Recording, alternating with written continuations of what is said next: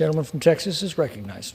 Thank you, Mr. Speaker. I rise today in support of H.R. 1156, the Pandemic Unemployment Fraud Enforcement Act, introduced by our chairman, Jason Smith.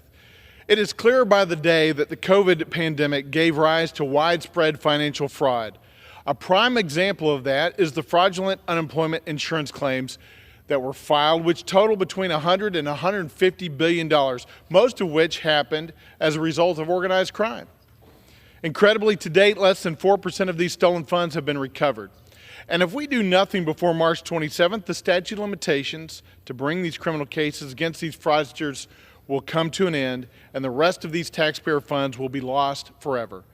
We cannot allow this to happen, and we must make best efforts to recover these stolen funds.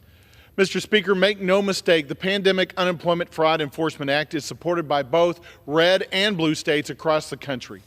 The National Association of State Workforce Agencies, a nonpartisan association representing all states, endorsed extending the statute of limitations so that criminal prosecutions and civil enforcement actions could continue uninterrupted. I ask for unanimous consent to submit for the record a letter from the National Association of State Workforce Agencies dated February 11, 2025, supporting passage of H.R. 1156. Mr. Speaker, this bill gives states the time they need to go after criminals who commit acts of malice and intentional fraud against American taxpayers.